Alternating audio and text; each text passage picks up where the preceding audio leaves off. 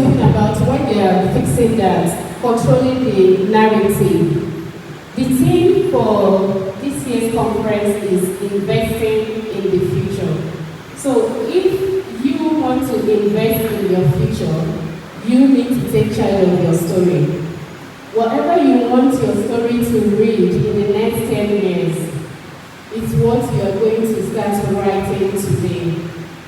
So we tell people, the entrepreneurs that we work with, tell your brand story, increase your digital footprint so that when people go on Google to Google you, control information about your business is what they see. Why do we tell them that? Because we understand what marketing is. Marketing is also something you can imbibe in yourself by doing the right things, by investing in yourself. And that's why when I saw investing in the future, I decided to title my presentation today, Control the Narrative. And before I go on, I want to tell us a little bit about myself. My name is Florence Chikeze. When I came back from studying for my master's, and being that I've always been in the family business, my friends would always come to me and they'll say, Flunzy, what business should I start? And I'll tell them, okay, probably maybe you should start a logistic business. This is how you can go about it. The rest you can go on Google and Google it. And they will come back and say, what you have on Google is all those Oyibo ideas. There's nothing tailored to our client. And I decided to say, if I begin to answer everyone one after the other, it means that I may not reach more people. So I decided to moonlight. After I come back from work, I will write about these business ideas and publish them at redalia.com so that I can reach a wider audience. That's how I started Redalia. And as the readership increased at Redalia, I found it interesting that people could read what I was putting out. Because I felt that, okay, what we had was a lot of blogs that were tailored to entertainment and gossip. We didn't have anything that was purely focused on educating young people who want to start businesses. The ones that we even have been watered down by politics. And I was excited that people were reading this content. And I wanted to meet these people who were reading our content at redalia.com. Then we decided that, okay, we need to launch our brand physically. And on the 16th of September 2016, at Oriental Hotels, we gathered all our readers. We said, come, we want to meet you. This was a free event. But if we are going to spend that amount of money to organize this event, we wanted to get something out of our audience. We had a 3-page feedback form to say what are the challenges that entrepreneurs have. What is it that what are the pains that you feel as an entrepreneur? And they told us that the challenge that they have is light and internet. They told us they needed a co-working space. They also told us that they needed that co-working space at Ikeja. And that's how we set up Redalia Workspaces. When we set up Redalia Workspaces, it's a co-working space at Ikeja with office facilities, meeting rooms. People that come to work at space, we also wanted to ensure that we don't enter into problems. One of the criteria is that your business has to be registered with CAC. And when they come, they tell us it's difficult to get my business registered. We also found out that we can actually help them register their businesses, and that's how we set up the business registration arm of our business. With that, we also found out that when people come, funding is not the biggest challenges that entrepreneurs have. Because we've seen people who have money, who can even afford to buy cars for their staff. We see their businesses fail. So part of the challenge that entrepreneurs have was a knowledge gap. And to solve that problem, we set up the Redalia Business Academy and the Business Clinic. So if you look at this story that I've just told you now, you see that every single business that we run is actually based on identifying the problem and creating a solution for it. And that's the first rule of entrepreneurship. You look for a problem, then you create a solution for it. So before I start this session, I'm going to ask us some questions. The next slide. And if I point at you, please you answer me. I want to ask us some questions, so I'm going to ask someone on this row. So if you're sitting on the third row and you're the third person sitting there, please can you tell me, what do you want to be when you grow up? And when you grow up now, I'm thinking, what do you want to be in the next 10 years? Can you come forward and tell us? Please can you share your mind with me? Last row, third seat, third person.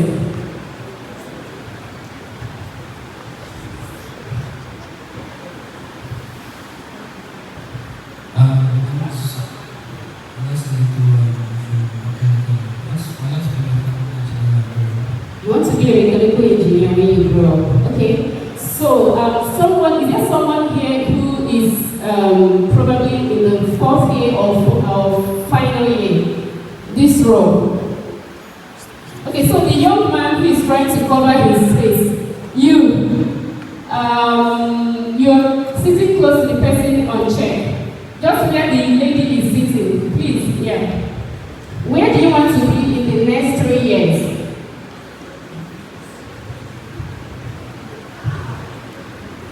Next 3 years. Be a successful civil engineer. Successful what? Civil engineer. Civil engineer, all right. So you want to be a mechanical engineer, civil engineer, and then I'd like someone from this row to tell me, where do you want to be in the next 5 years? Do I have volunteer or should I call? Where do you want to be in the next 5 years? So the lady, the beautiful lady, sitting close to the lady, to the guy by the AC, can you tell me where you want to be in the next 5 years? So you've got glasses on, sitting close to the guy with glasses on as well.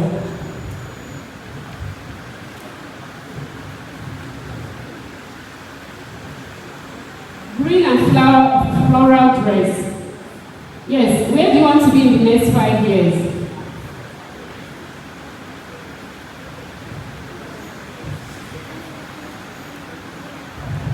You're sitting close to the lady on black. You know yourself? Yeah, yes, you. The lady in front of you, yes.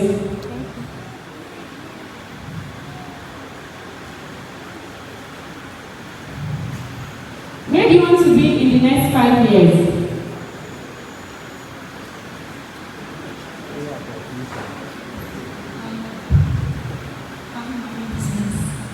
Okay, what do you currently do now? Estate management. Okay, what level? 100 level. And in the next 5 years, you want to have your own business. Okay? Alright, so thank you. Before I go on, I want to tell us a little story. So, young kids, we are being asked, what do you want to be when you grow up? A young guy said he wants to be a doctor. Another guy said he wants to be an engineer.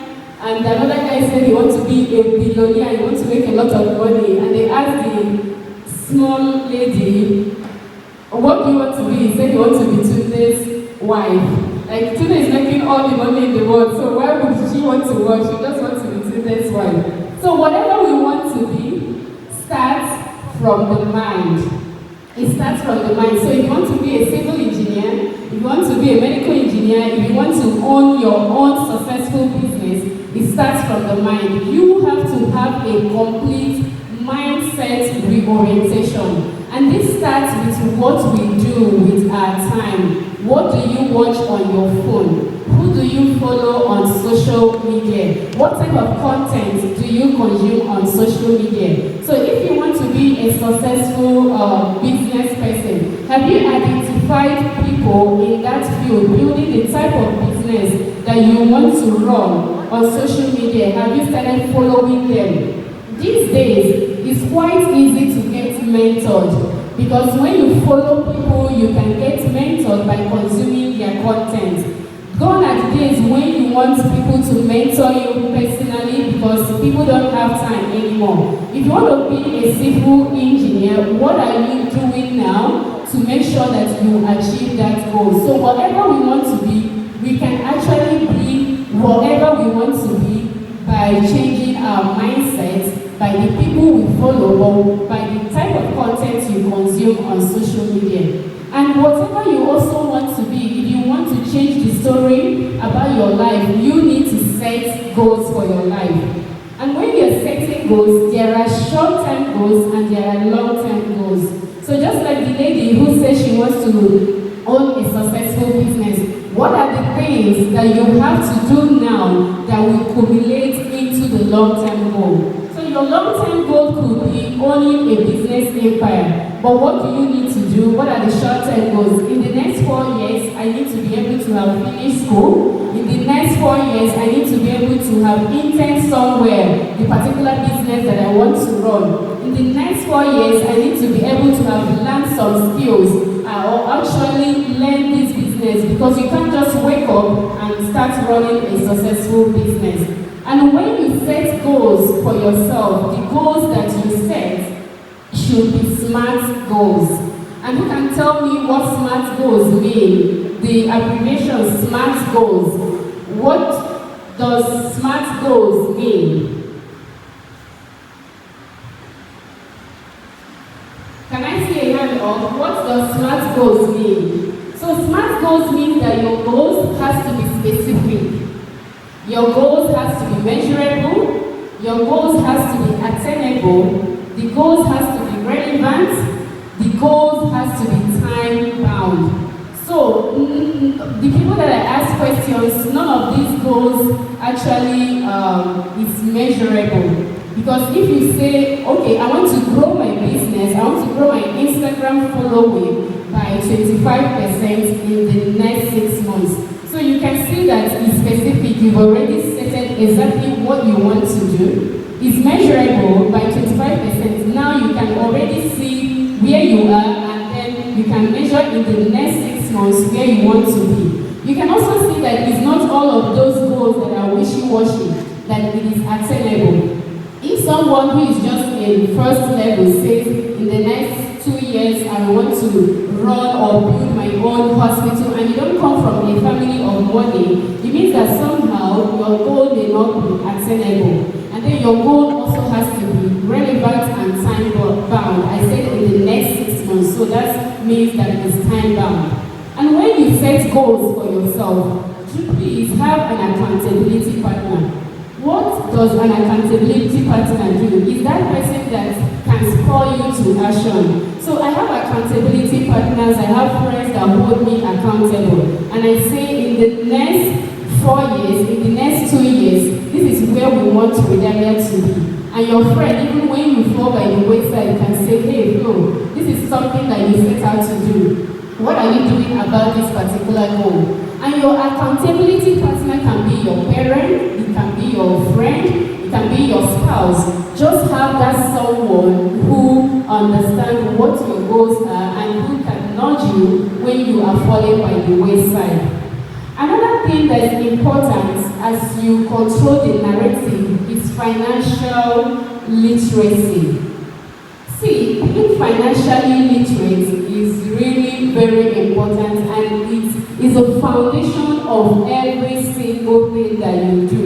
It is your ability to manage the little things. So if you have pocket money, no matter how small it is, and you cannot manage it very well, it means that if you are trusted with so much, you can also not manage it very well. And this is how I started. I remember back then in school, this was way in 2003, 2004, when we are giving pocket money, 4,000 naira. I am so frugal with spending that immediately I pay my tithes. Out of that 7,000 naira, I make sure that I save 3,000 naira. And this thing accumulated over time, that when I eventually wanted to start my business, I wasn't running around looking for who to invest in my business. I wasn't running around begging for a rich uncle to invest in my business. I had the capital to start my business. So it's important that you look at, understand how money works, understand that money actually, you have to actually understand how money works. Don't be carried away with money multiplication. Money does not just multiply itself without value. So when you see people who say, bring money, in the next this thing we're going to give you a drop of that money, it doesn't make sense. There's a rule you can follow, which is what people usually follow, which is the 50-30-20 rule. This is, let's say you have a salary, and right now we're looking at your pocket money. For that money, you can divide it into 3 parts. And the percentage that is widely used is 50-30-20. So 50% for a household can go into managing the basic expenses of the house, which is food and housing.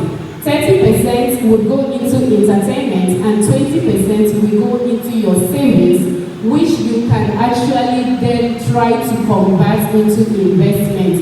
You can work around this percentage for how it suits you, but ensuring that the little that you have, that you are managing it, that you are faithful in little is very important. And what will also help you is to understand the glory and the joy that you can get in the future when you delay gratification. So the things in my place, they say how many are like good things can never finish. There will always be a new thing coming up tomorrow. There will always be a new food. You must not get this new one today. If you invest in yourself, if you invest in your future, you will find out that you can afford every single thing that you need in due time. And another thing you also have to understand about financial literacy is the difference between understanding assets and liabilities. At every single time in your life, in your future, you have to constantly minimize your liabilities and increase your assets. That's all I have to say on financial literacy. Now, there are 2 ways you can go about life. I've always tend towards talking about entrepreneurship, but I don't want to leave out the people who also would want to grow a career. So you can either grow a career, or you can start a business, you can venture into entrepreneurship. If you decide to grow a career, I want to leave a few points with you so that you are successful in it. So you have to understand early your career path. So are you sure, definitely, that you want to be a mechanical engineer? Are you sure you want to be a civil engineer? Are you sure you want to own your own business? So you have to understand that and really niche down and develop yourself so that you are the best in that field. You also have to understand that if you want to grow a career, that holidays are not just for you to play around and watch movies. It's a time that you can add more value to your life. So increase your value, hone your skills, learn more skills, get a mentor. If you get a job, get a mentor in that particular organization. If you don't have a job now, get a mentor out in the field that you want to grow your career, and never be scared to seek new opportunities. Let's say you wake up one day and you say you don't want to be a civil engineer anymore. Also ensure that you can venture and look at and take on other opportunities without feeling bad about it. Now let's talk about entrepreneurship. So I want to tell you that before I start talking about entrepreneurship, that not everyone will start a business. Entrepreneurship is not for everyone. You forget about the glamour that you see on social media. And also, entrepreneurship is not the same thing as trading or self-employment. There are people who are serial traders and they call themselves entrepreneurs. Serial trader, let's say you start selling a watch today, tomorrow you're selling dresses, the next day you're selling shoes. You are a serial trader. Let's say you upload your profile on Freelancer, you get a job and you execute that job, you are self-employed. That is not entrepreneurship. Entrepreneurship is about solving a problem, and there are 4 ways to venture into entrepreneurship. So the number 1 way you can start and venture into entrepreneurship is starting your own business. So you can start a small business today, and then that's your path to starting and growing a business. You can start a scalable startup. Startups are different from small businesses. Startups have the potential to scale. So companies like Flutterwave, those are startups. They are not bound by location. So if you run a boutique today, if you want to scale that business, if you want to start another business, let's say you want to open another branch in Abuja, you need to physically open a store to be able to run that. But startups, you don't need to have physical locations across. With technology, you can grow and reach more people. And I gave us an example of Flutterwave. The next way to venture entrepreneurship is through social entrepreneurship. So every single day you interact with people, you meet people, you look at your environment. What are the challenges that you see in your environment? What are the things that people face? There's a company called Recyclers. They pick up all the debt and they convert it into something better that people can use. That is social entrepreneurship. And the last one is intrapreneurship. So intrapreneurship is you being an entrepreneur in an organization. So it's not necessary that you must start a business to be an entrepreneur. So if you work in an organization and you have an idea that will benefit the organization or the project, you can talk to management and you can spearhead the production, the execution of that idea. And by doing that, you can actually ask to get a proceed of that income that comes from that project, and that is you being an entrepreneur in an organization. Like I said, entrepreneurship is about solving a problem. If you want to venture into entrepreneurship, understand and look at the problem that you want to solve. For Redalia Workspaces, we are solving the problem of light and internet in Nigeria. For Entrepreneurs.ng, we are bridging the knowledge gap that entrepreneurs have. So identify a problem. If you want to start a business, identify a problem. Money follows solution. When you identify a problem, don't worry about the money. Money will always follow the solution. And whatever you decide to do, whether you decide to grow a career, whether you decide to be an entrepreneur, I need you to understand that life is about grief. Right? Life is about being resilient and self-deprivation. When I came to Lagos, it was accidental to start Redalia. I was supposed to have someone manage the business while I do some other things. But something happened and I had to come. When I came, it was 2016, and it was the time that the first time the dollar skyrocketed. So our job, we had already budgeted that it was going to cost us 2 million naira. But with the dollar changes, it was now getting to 6 million. Every single thing changed. It was like I came and my world was trying to crash.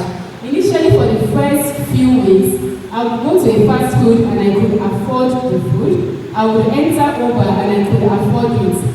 But I realized that if I need to really make this business a success and also have money to pay the people that I work with, that I could no longer afford those things, I started eating mama put. And it's not those type of mama put that you even eat regularly. I had to make sure that I eat it twice. That is by 10 and by 4. So that covers for the whole day. And then I had to learn how to jump obalende. It was really a very good experience, but it helped me to be where I am today. So you need to be able to know that this is where I am going. And at that time, when you're going through the journey, you may also have friends around you who may not understand what your path is. Because even at that time, I had friends who would tell me, what are you doing? You have money, why don't you buy a new dress? Why don't you buy a new shoe? How can you be wearing this shoe for so long? But they don't understand the part that I was in. And sometimes people don't understand, and there's no point you wasting your time trying to explain to them if they are not on that same path with you. So understanding that it is not going to be easy, whatever you decide to take, whether your career, whether your entrepreneurship is not going to be easy. And finally, I want to tell you that you need to prepare for failures and no's. In our clan, in Nigeria, our parents, they don't prepare us for failures. They want us to be the first in class. They want us to really succeed. But there are times that we will actually fail. And I need to let you know that it's okay to fail. There are moments when plans won't work, when hope will be lost, when you may fail your exam, when you won't get that job. So don't beat yourself too hard or too much when that thing happens. But here is the difference. The difference between the successful people and the not so successful people is that the ones who are successful, that they tried one more time. So always try one more time. When you cry, stand up and try one more time. I am standing here recognized as a young award-winning entrepreneur because every single day I wake up and I try one more time. So try one more time. And you decide your future by the decision that you make today. I was having an interesting conversation with my brother, my younger brother, and he told me that what you do today determines if you are going to be the grandpa that plays golf or the grandpa that plays draft. So you decide your future today. You start telling your story today. Thank you.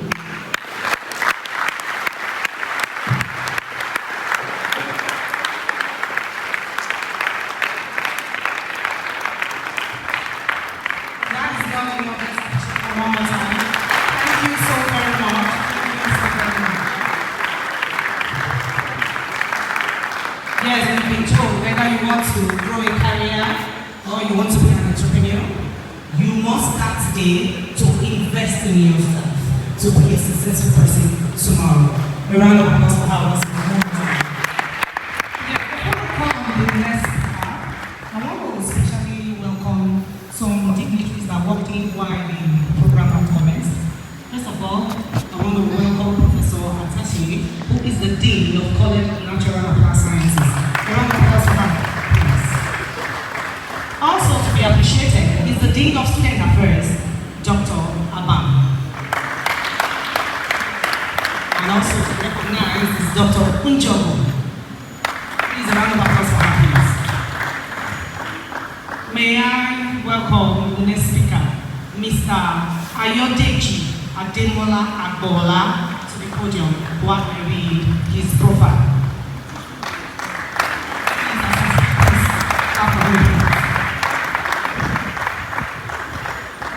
You're welcome, sir.